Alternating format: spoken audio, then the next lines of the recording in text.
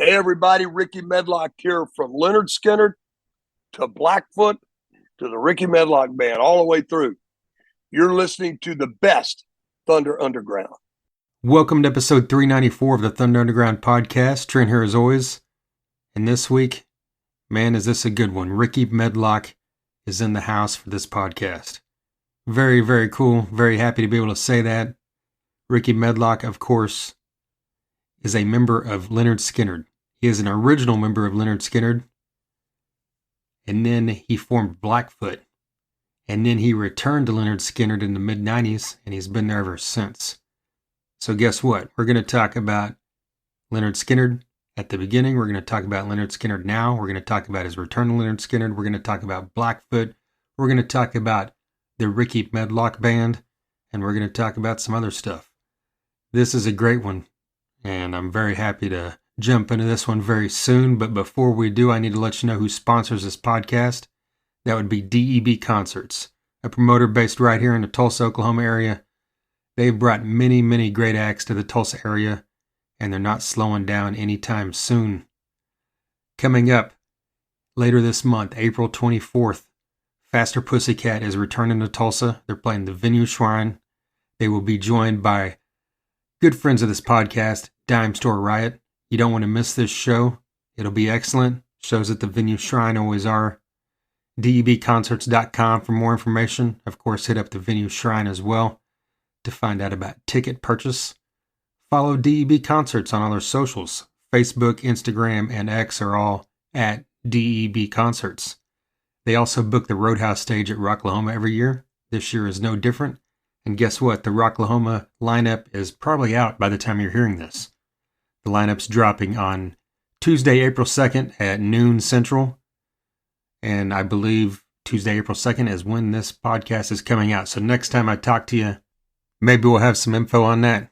But until then, hit up DEB Concerts on all the socials and be sure to let them know you found out about them right here on Thunder Underground if for some reason you didn't know. We've also got Sunset Tattoo, a tattoo shop located in Midtown Tulsa. They are native owned and their tattoos are done good and proper. They've got 3 artists on staff, one of which being a female artist. You can call, text, message, whatever you need to do to set up an appointment to talk about what work you're looking to have done. They also accept walk-ins. All their previous work is viewable on their socials. Instagram and Facebook are both Sunset Tattoo Tulsa. You can check out all their work there. Great stuff. I've had work done more than once by Jake, and I'm very happy with it. And I know you will be too. So hit up Sunset Tattoo and let them know you heard about them right here on Thunder Underground. All right, so just jumping into the subject at hand, which would be Rickey Medlocke. Rickey has a brand new single out called Never Run Out of Road that came out in January with the Rickey Medlocke Band. Proceeds from this single are going to the MMIW, which is the Missing and Murdered Indigenous Woman campaign. Rickey is going to fill you in on all that here shortly when I start talking to him. Lots of great info from him when it comes to the charities that are involved with this, why he chose to be a part of this, and of course, the great song and everything that goes along with that. So check out Never Run Out of Road if you have not heard it yet. Great song, as you would expect from Rickey, in that southern rock style that he's known for from his time with Blackfoot and of course his time with Lynyrd Skynyrd. Speaking of Blackfoot, you know, a lot of people are familiar with Train, Train, and Highway Song, but there's so much great stuff from that band that has always kind of been a highly underrated band in not just the southern rock world, but the hard rock world and rock and roll in general, you know, because they kind of shifted to a hard rock sound in the 80s. You know, they've got tons of great stuff out there, and, you know, kind of something unique about Blackfoot is, you know, the modern current version of Blackfoot is a whole new band. You know, none of the classic members. Rickey, you know, was a part of putting together a lineup of younger guys to kind of just celebrate and continue on the legacy of Blackfoot for a whole new generation and for an older generation to still enjoy the music live, but also bringing it, you know, the spirit of what Blackfoot was about to everyone. I think that's a cool idea. You know, it's a cool concept. It's not like, there's bands out there that we've talked about that have no original members yet, but just kind of acting like that they are that entity. And while this band of the current members of Blackfoot is that entity, it was put together by basically the man that we all know as being, the ringleader, so to speak, of Blackfoot. So that's what really makes that concept cool, and it's something that, isn't that common. So, and they're already on the second iteration of, a new lineup for Blackfoot over the past, 5-10 years. So check that out as well, if you get a chance. And of course, Rickey has been in Lynyrd Skynyrd now since, he was the original drummer, and he's been back in Lynyrd Skynyrd now since 1996 as one of the 3 guitarists, as Skynyrd has always had 3 guitarists. He, of course, replaced Alan Collins in the 90s and has been kind of a mainstay ever since, and he's just a great force of nature when it comes to the live show. Something that we talk about here coming up in the interview is Damon Johnson, who has been the fill-in. He filled in for Gary Rossington whenever Gary, was dealing with his health issues and unable to perform. Damon stepped in. And then, of course, once Gary passed, Damon has remained as one of the 3 live guitarists in Lynyrd Skynyrd. He's been doing that now for a couple years. Damon Johnson has been on this podcast more than anybody. He's been on here 6 times. I'm a huge fan of everything he's done, and one of the times, I think it was probably the last time he was on, because it's been a couple years ago now since the most recent time, and, he kind of went into detail about how everything came together with Rickey Medlocke suggesting him to Gary as, the guy to fill his shoes, so to speak. Gary was definitely on board with it. So it's great to hear that from Damon's side. So you can check out that episode if you have not. And then now you can hear that story from Rickey's side. Rickey talks about it coming up on why he believed Damon was the correct choice and what Damon's kind of brought to the band. But yeah, if you're a Skynyrd fan or a fan of this style of rock and roll, like I said 6 times, Damon Johnson has been on here in the past. So definitely check those out if you have not. On a live note, I've seen Skynyrd a few times throughout the years. Most recently in 2022, I saw him at a festival here in Oklahoma. I saw him in 2019 at a festival in Tennessee. Before that, it was in the 90s. Every time, Rickey wasn't there the first time I saw him, but he's been there in the recent times, obviously. So glad to have been able to see Rickey live as well. As far as it goes for this interview, it was very fun. It was entertaining. Rickey is a very personable guy, as you could probably hear from, just him in this interview. He's just one of those guys, I sat down with here on Zoom and talked to him for, it was probably a good 45 minutes. And it was one of those talks where immediately he starts talking to you and you just feel like you've talked to him before, even though you haven't. Very personable guy, so it just makes what I'm doing here way easier. And it just makes it that much more memorable. So thank you to Rickey for that. And of course, if you're a fan of Lynyrd Skynyrd or Blackfoot or Rickey, and that's why you're here for the first time, I also thank you for checking out this podcast. And you've got, as you can tell there on the title of this, you've got 393 episodes before this you could check out. Not just those Damon Johnson episodes. There's been all kinds of people on here, including legendary artists like Glenn Hughes, Gene Simmons, Dee Snider, and a host of others. So we'll talk more about that after the interview as well. But with all that being said, let's not waste any more time, and let's just jump into this and hear what Rickey Medlocke has to say. Here is Rickey Medlocke of Blackfoot and Lynyrd Skynyrd.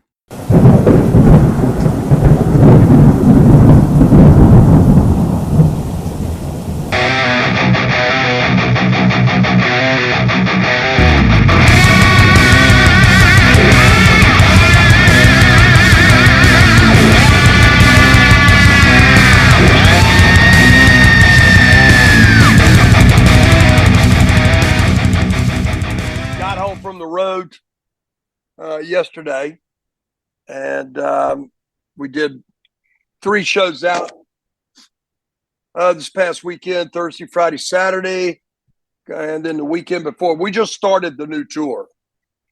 Skynyrd did, and it's going well. It's going real well.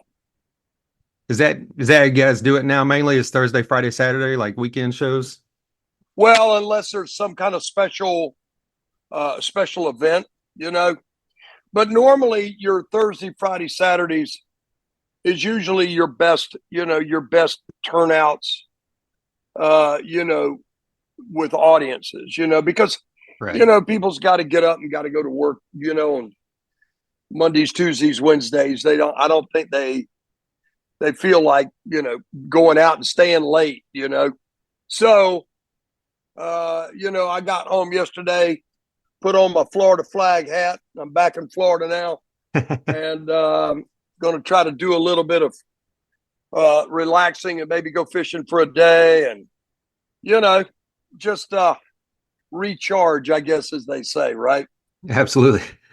Yeah. Where are you calling from? I'm near Tulsa, Oklahoma. Oh, very good. Very Yep. good. I'm very familiar with Oklahoma. Yeah. Yeah.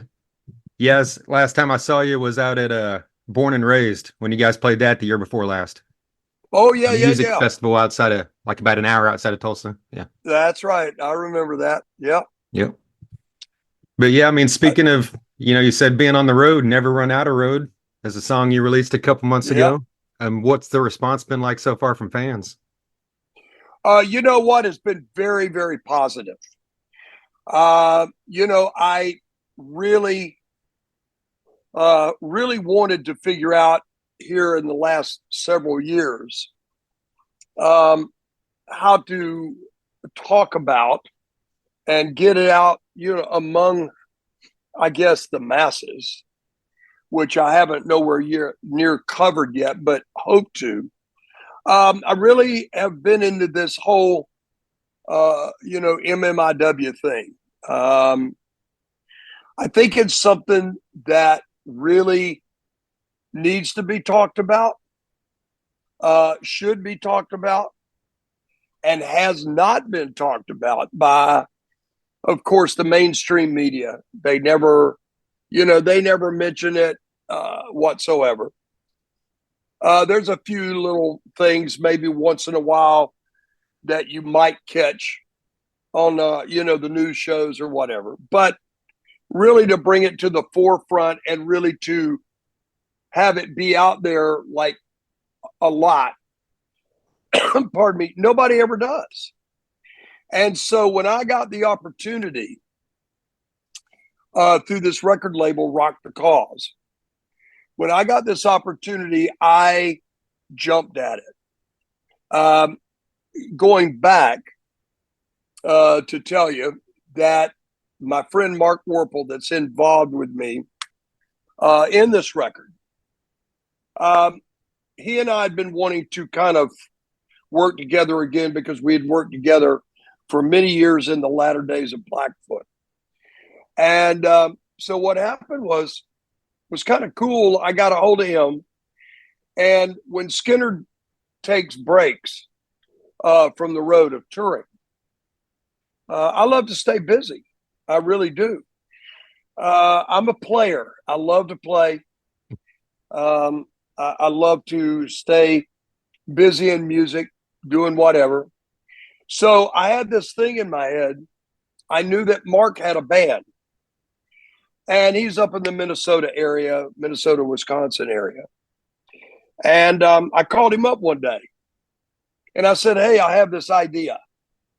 I said, "What if I inserted myself into your band, and we work up a whole Rickey Medlocke show, and go out, maybe try and play a few dates every now and then, so that I can stay busy and, wreak havoc on whatever." And he said, "Let me go to the band and I'll talk to the band about it and see what they think." Well, he did. And he came back and said the band thinks that it's a great idea. So we knew if we did that, we had to, if we were going to go out and play, we knew we had to have something to promote instead of just, going out and just playing, you know. So he came down here to my home here in Florida. I have a mix room / studio in one part of my house. And he came down and I played him a lot of music that I had written or co-written or, collected over many years. And one song popped out in particular, which is this song, Never Run Out of Road. Well, the song had been written about, I don't know, maybe half a dozen years before that, by Charlie Starr and I. Charlie Starr of Blackberry Smoke.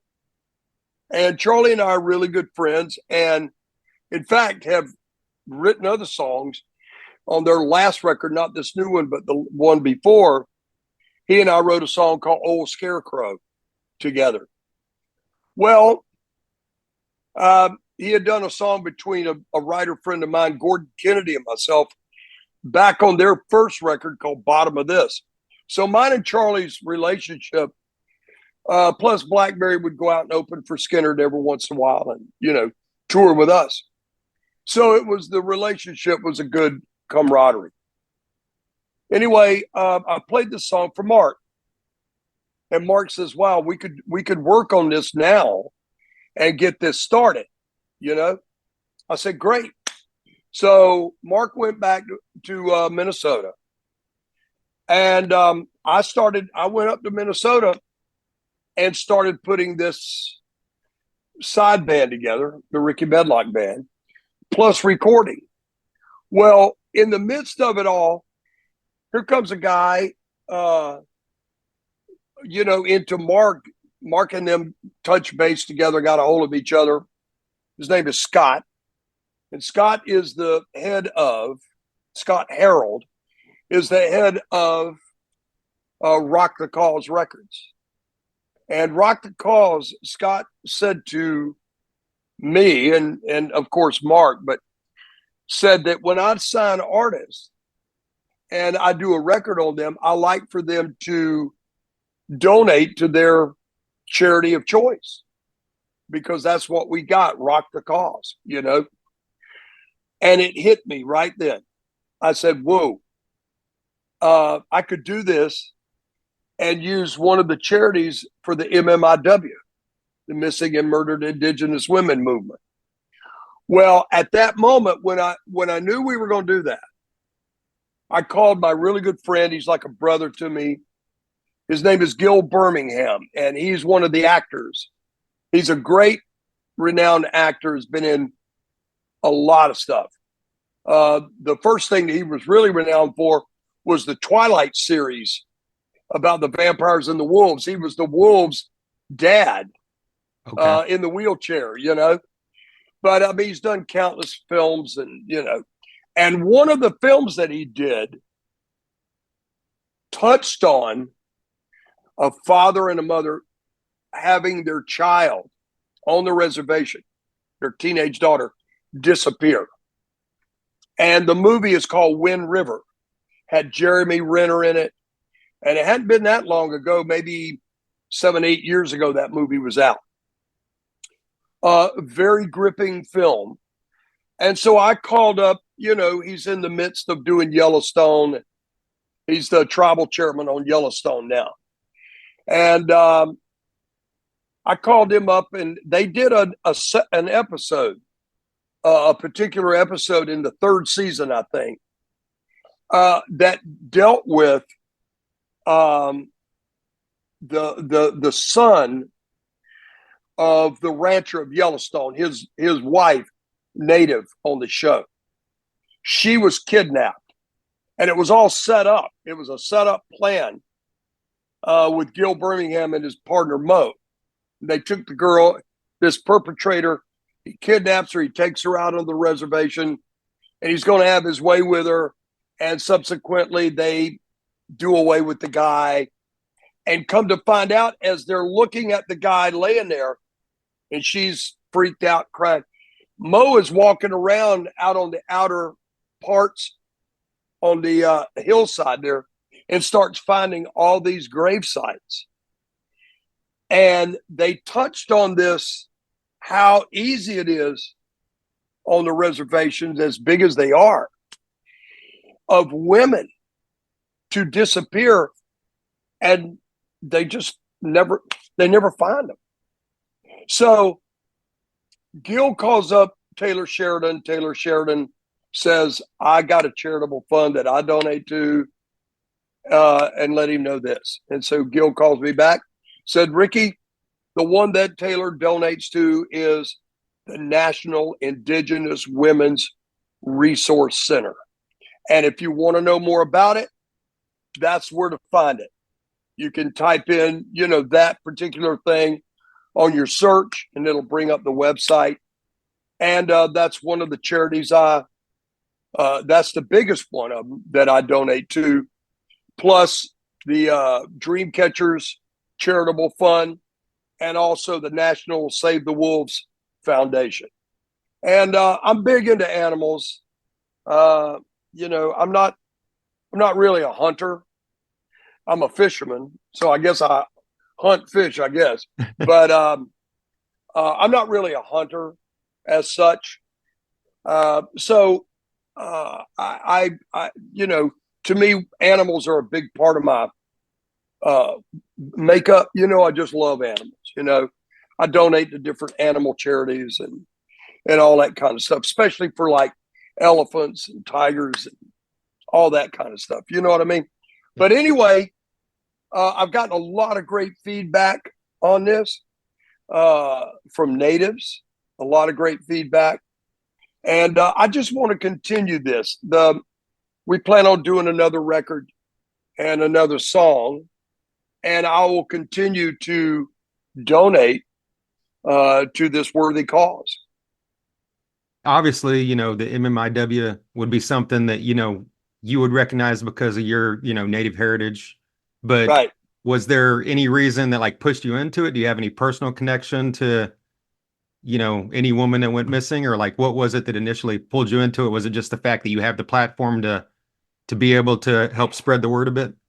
I'll tell you what really pulled me into it was the fact that I'd spent time there in Oklahoma, down in Lawton on the Comanche, the Kiowa Comanche reservation there. And I'd started hearing about these problems many years ago. And then I got to reading statistics. And I got to reading how for decades after decades after decades, these problems were existing.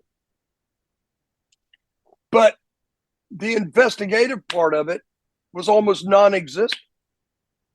Because from my understanding, and this is true, if a crime has happened on a reservation of such, they can't themselves investigate it. They have to call in the federal government. And it just gets lost. And, in the shuffle. Right. And I hate to say this. Well, I don't hate to say it. I mean, I say it because sometimes I really think this. Sometimes I think that, your reservations are, sovereign territory, sovereign nations. And sometimes it's almost like natives are not counted as citizens of the country.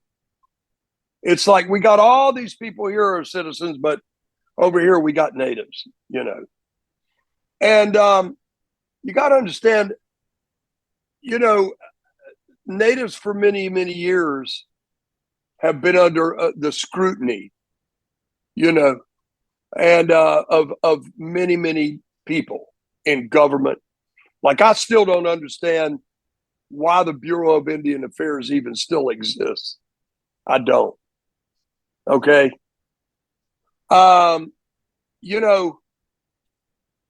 one side, I understand it because natives, all of a sudden are able to own, certain native tribes are able to own, the casinos and the things like that. Hey, if you can, all of a sudden it kind of betters the tribal, the tribal people that live on those reservations.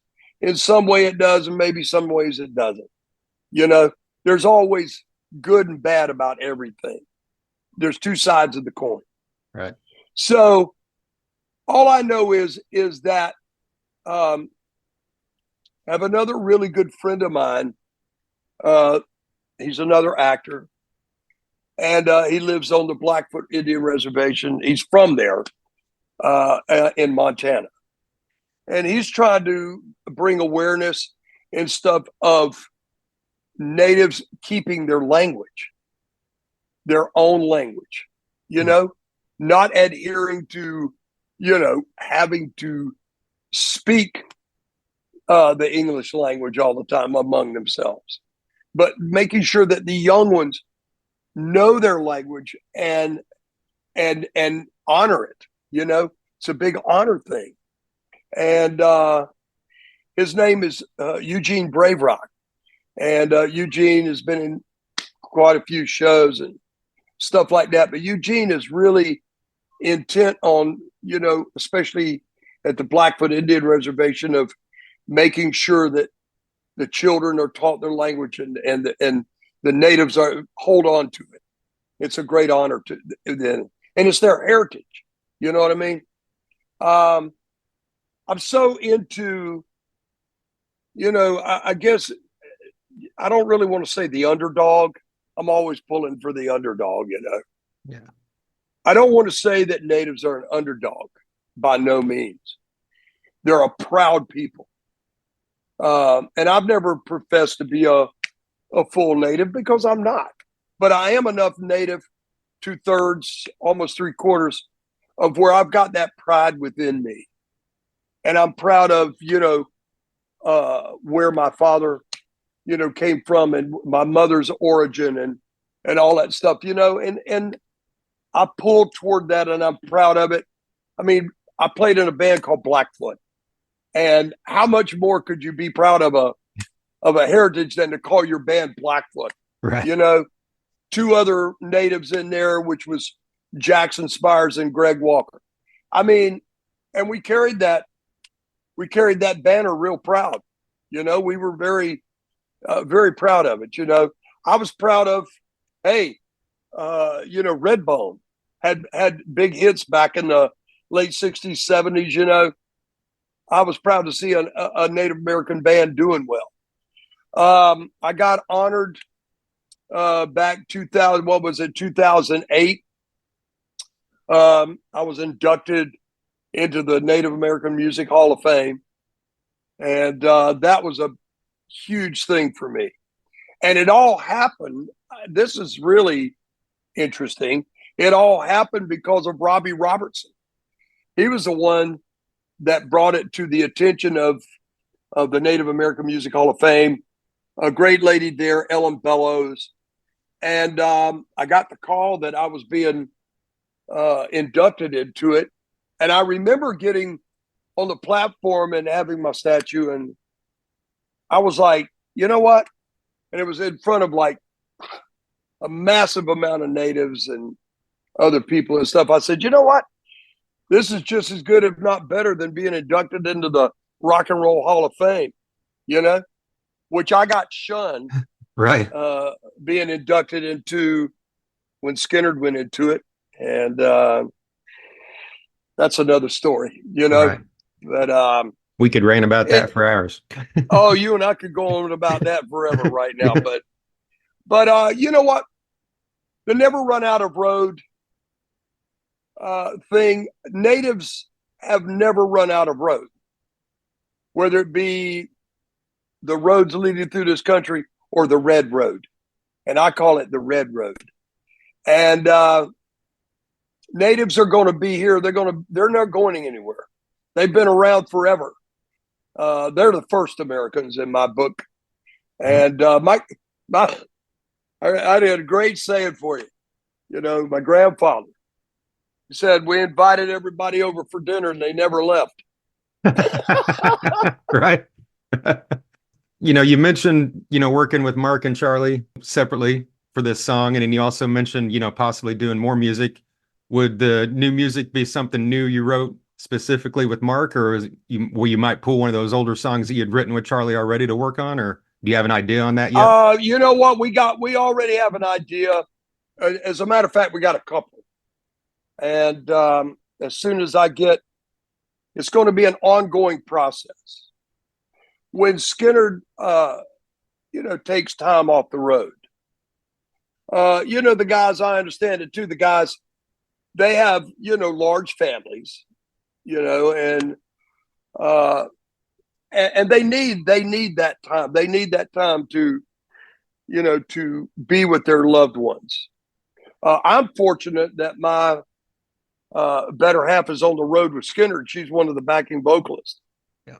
And she was, oh my God, she's been with everybody. She has sang with the world's biggest artists, everywhere from Keith Richards, Ron Wood to, she was with Kid Rock for 16 years as one of his backing vocalists. And now she's with Lynyrd Skynyrd. She was with Joe Walsh for 4 tours. Wow. With the James Gang and all that, And I'm very proud. I've got a daughter, one daughter, and she's 32 years old, and she's doing so well in business and all that stuff. So I guess I've done great in my life, with what I've got, and I continue to forge ahead and write songs. I'm really into getting new music out that make a difference. Let's put it that way. And there is new songs. As a matter of fact, Mark and I have got 2 songs in particular that we're working on already. And one of them in particular is definitely aimed at the MMIW. I mean, by the lyrics, you'll be able to associate the lyrics with, the movement. And we're going to continue to do so. Is that the idea, kind of to do what you did with this one, release them every once in a while as a single? You're not heading towards like a full album or anything, are you? No, I don't. I think that in today's world of music, I think it's better, honestly. I think it's better to release a single every 2 or 3 months. Because let's face it, you put a full album out and really you put it on all the platforms to be able to stream and be able to listen to and, download or whatever. Normally people are only going to download maybe 2 or 3 songs. That's it. Well, if you do a single, in my opinion, if you do a song every 2 or 3 months and you build it up, then all of a sudden you can put it all together as a collection and release that. You know what I mean? So for right now, we intend on releasing a single at a time. So we'll see what happens. All right.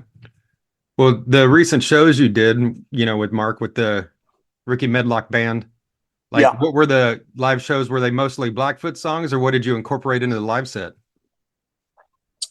We did Blackfoot. We did a couple of Skynyrd stuff. And what I wanted to do was kind of take you on a walk of my preferences of songs that the artists that wrote them and played them was big influences on my life. Like Paul Rogers of Free and Bad Company, Eric Clapton, Jeff Beck, all these great artists that I used to listen to. We ended up in the show doing songs by them, and it went down killer. Even Humble Pie. I was a big Humble Pie fan. Well, my better half, Stacy, she came out on the stage and sang 30 Days in the Hole. Oh, And it wow. was great. Yeah, it was great. So it's kind of like a walk through, I guess, a walk through my history of what I loved. You know what I mean? Certain Blackfoot songs, certain Skynyrd songs, and certain songs of people that influenced me. Obviously, you're not out there doing a full on Blackfoot set, but do you feel like you No. out there performing live, performing Blackfoot songs takes anything away from the current lineup of Blackfoot? Since you're kind of the face of what most people think of when they think of Blackfoot and the voice and everything. Well, I don't think it takes away from, if I went out there and I did a full Blackfoot set, I feel like I'm almost cheating myself and not being true to what I am, because Blackfoot wasn't the only thing that I was, Right. that I have been. Lynyrd Skynyrd has been, my gosh, the biggest proportion of my life. 2.5 years in the very beginning, in the early 70s, and now 28 years back with him. Wow. Almost 30 years of my life. So 16 years only with Blackfoot. And there's my life right there. That's a lot. That's a large portion of my life. But you know what? It's been in music. I love the art of music. I love the art of creating music.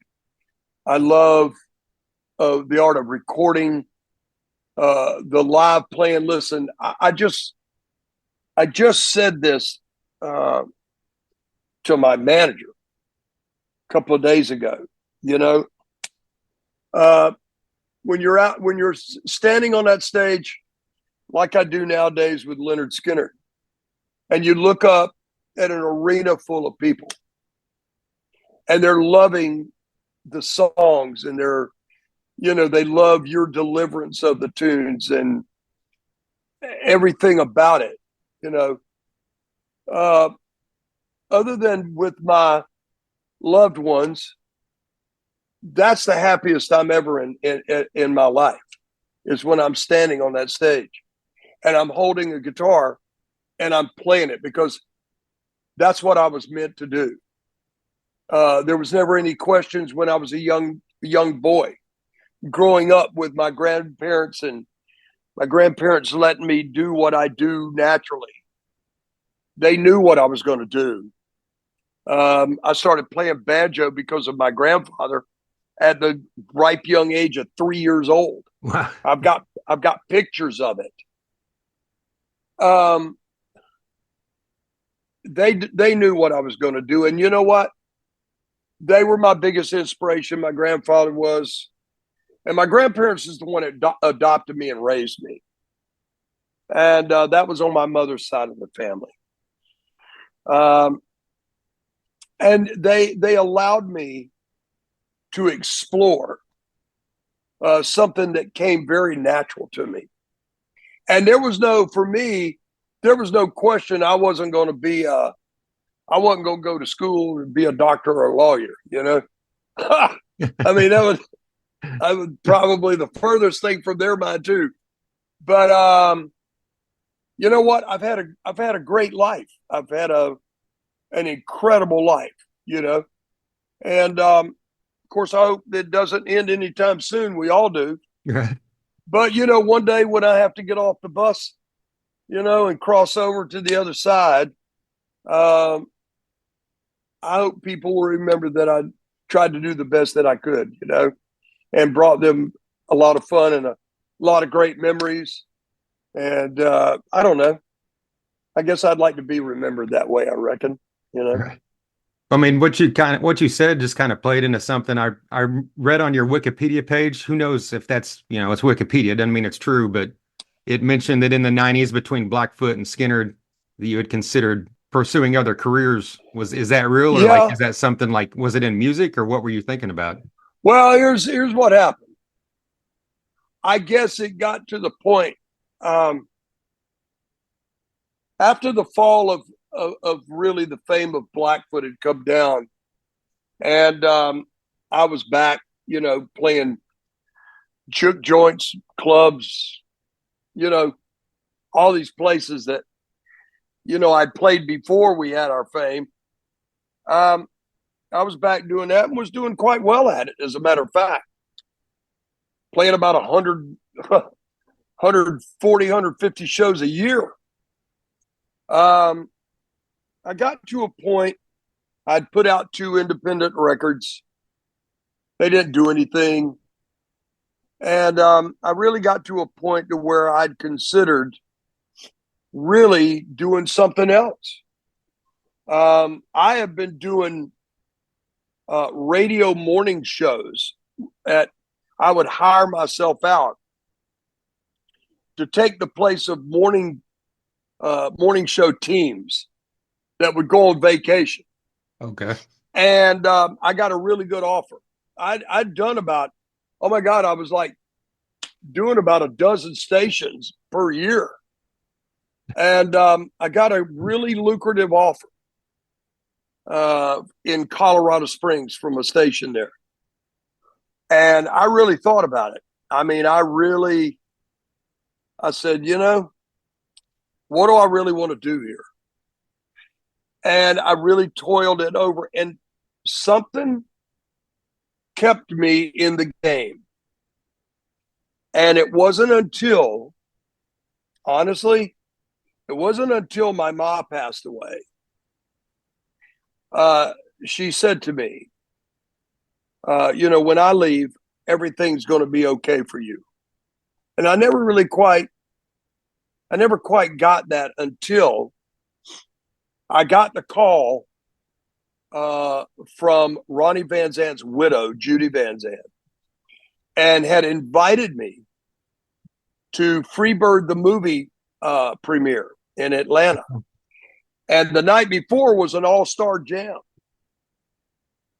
And I said, I'll come. So I canceled shows with Foot and made my way to Atlanta. And there was an all-star jam the night before the world premiere. And Gary and the guys, we got to see each other again. It was like an old homecoming or something.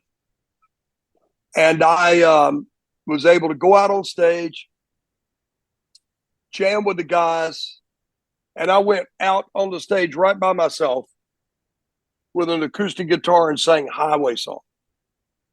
And this was in Atlanta, and got a huge ovation for it, And I did not know that Gary, God bless him, man, had been talking about putting me back in the band for several years, but the timing wasn't right. Well, their manager told my manager, "Hey, we need to put this guy back in the band." And my manager said, "Hey, call us." Well, that was in the end of December of '95, and the months kind of rolled by, and I hadn't heard from anybody or anything like that. So one day, we owned a studio over here in Fort Myers, a cutting room over there, a production room. And I went to check my messages.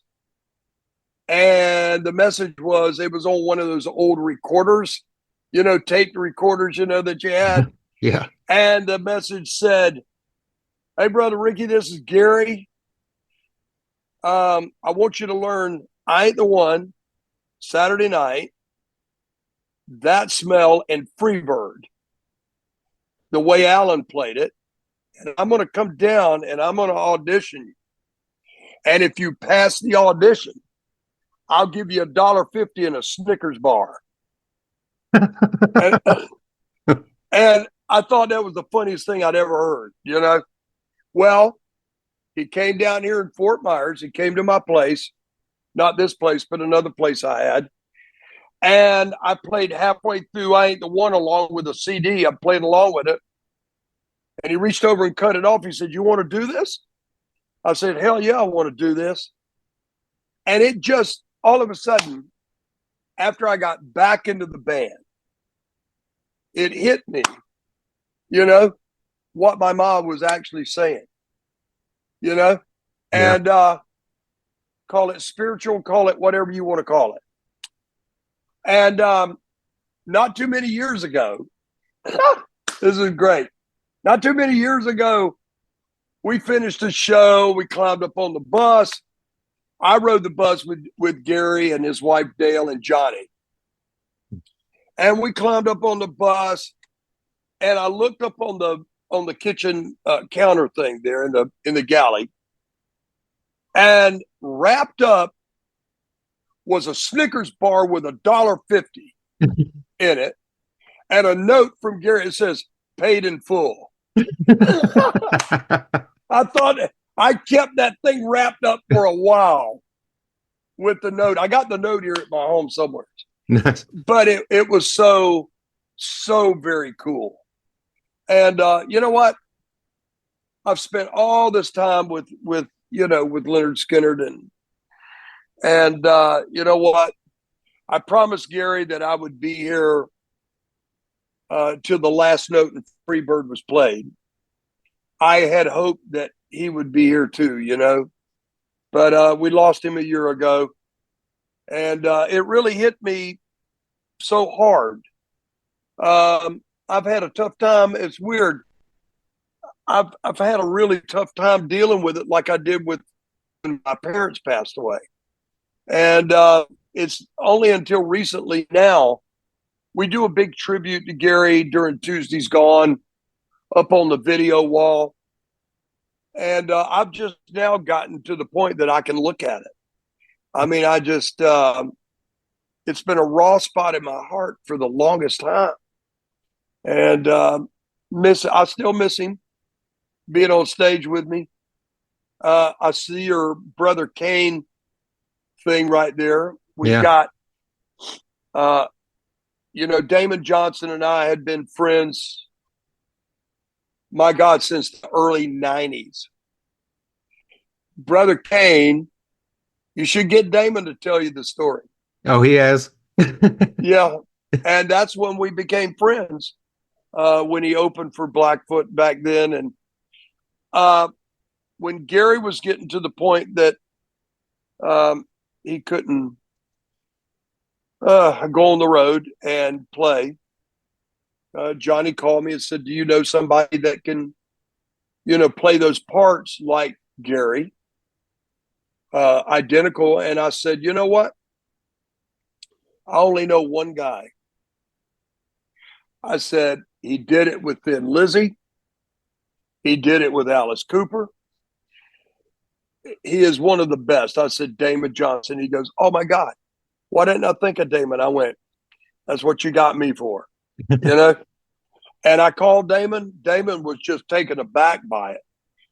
He couldn't believe that, I was calling him and saying, hey, dude, we need you out here, Well, Gary gave his blessings, and Damon went out with us that first year and just, wow, did incredible. Was with us last year. Now he's with us this year. Yeah. And you know what? He's one of my dearest friends, and like a younger brother to me, And he and I do really well on stage together, incredible together. And we're very honored and happy to have him aboard. We really are. Well, you mentioned you knew that he could play these songs and that the band, was in his blood as far as being a lifelong fan. But like, what do you think he's brought to the live stage? Because I mean, obviously he's filling shoes that can't really be filled. But like, how do you think? You said you guys play well together, but like, how do you think the whole process has played out? I think he brings an honesty to the songs. I think he brings very close to the originality of the tunes. And he brings an added energy into the band as well. And I'm telling you, the guy, he's so soulful and so good. And I couldn't be more proud, neither can the band, we couldn't be more proud than to have him with us and have him doing this. He really stepped into he stepped into some difficult shoes, Yeah. with no doubt, because stepping out on that stage in Gary's spot, whoa, that's I felt it just like I did the first time I stepped out there in Alan's spot. Yeah. You know, it's heavy, but if you're honest about the songs and keep their integrity and the way they were played, you'll have no problems.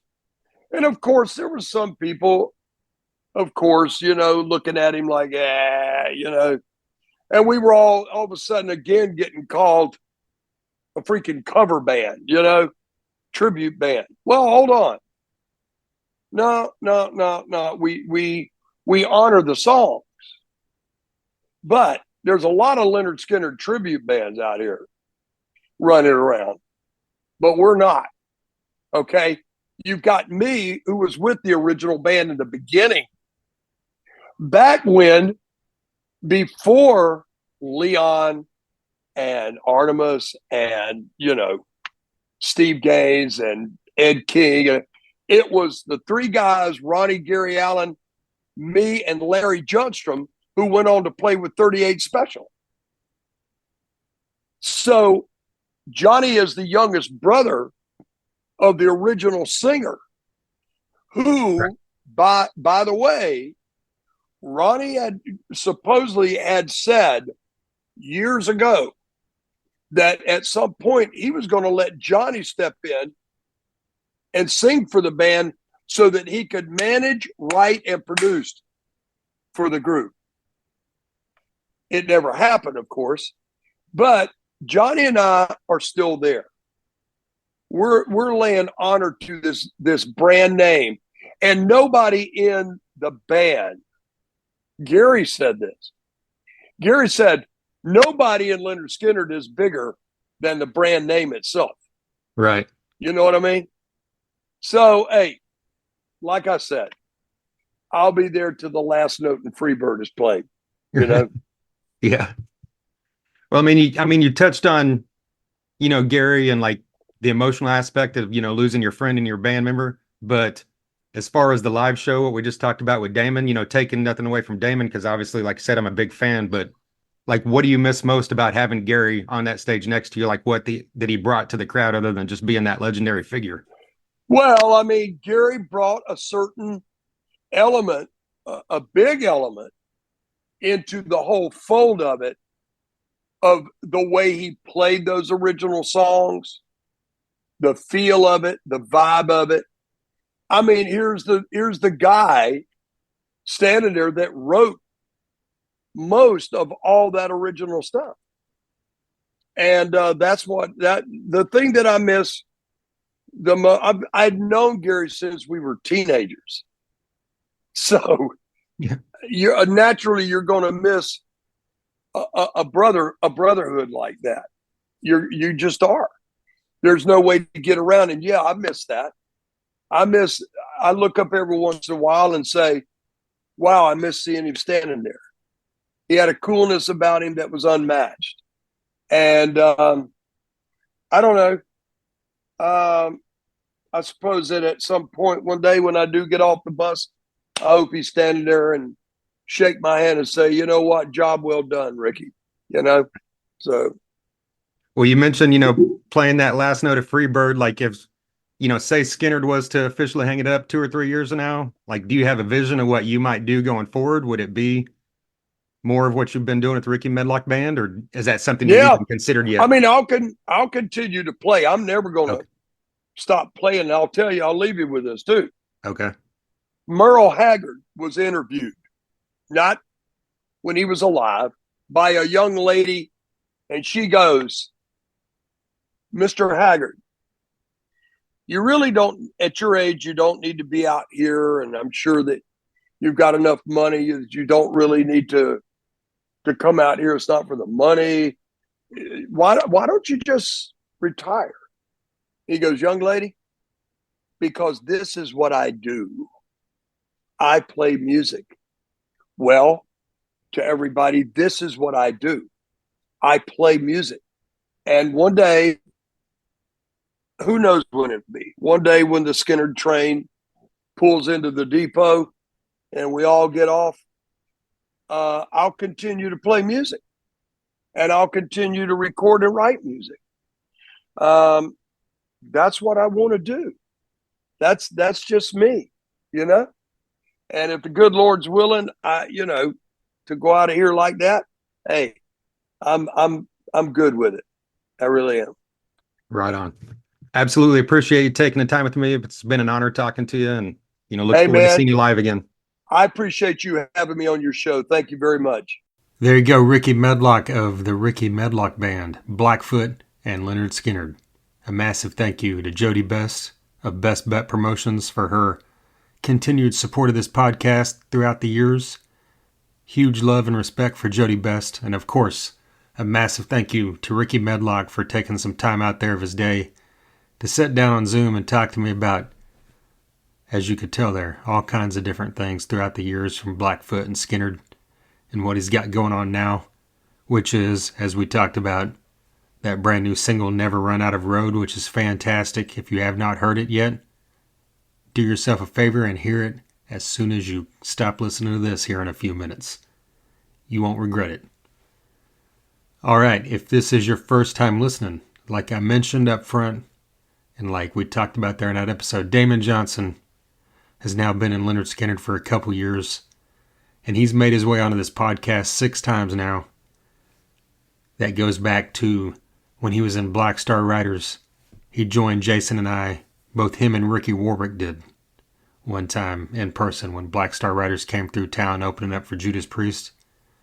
And since then, he's been on here multiple times on Zoom and on the phone. Most recently in 2022, like I said, we talked about the reformation of Brother Kane, and we talked about, his entrance into the world of Lynyrd Skynyrd thanks to Rickey Medlocke. All that great stuff can be heard on all those episodes, and another one of his episodes, or another one of the episodes that he was on, was an episode that we did in tribute to Eddie Van Halen after he passed away. The episode is, I think, about 3.5 hours long. It's one of my favorite ones ever. It might be the one I'm most proud of that Jason and I ever did, or that I've ever done since. We had 14 different guests on it, all talking about the love and respect for Eddie Van Halen. And Damon Johnson was one of the people that joined Jason and I to talk about why he loved Eddie and Van Halen so much. So that's a real cool one to check out. But also, Glenn Hughes has been on here twice. Frank Kanan of Tesla has been on here 4 times. Brian Wheat of Tesla. Dee Snider of Twisted Sister. Jeff Tate, formerly of Queensryche. We've had members of Shinedown, Three Doors Down. Speaking of Shinedown, of course, one of their early hits was a cover of Simple Man by Lynyrd Skynyrd. Look at how we're tying that together. Something else we can't really tie together is Vanilla Ice was on here at one point. Shooter Jennings has been on here, and while he's country, I would think that people that love Southern rock would dig some Shooter Jennings, so if you've never checked him out, definitely delve into some of his stuff. It's not typical, it's fantastic. We've also had on, members of bands as heavy as the Black Dahlia Murder, thrash bands like Megadeth, Testament, Battlecross, Overkill, Toxic Holocaust. The list is great and long there. Members of Whitesnake, Winger, Warrant, Slaughter, Motley Crue, Guns N' Roses. The list is great and long. TheThunderUnderground.com. You can listen to everything right there. You can also listen wherever you listen to podcasts pretty much. So wherever you're listening right now, whether it be Spotify, SoundCloud, Mixcloud, or any random podcast app, click like, follow, or subscribe so you don't miss future episodes.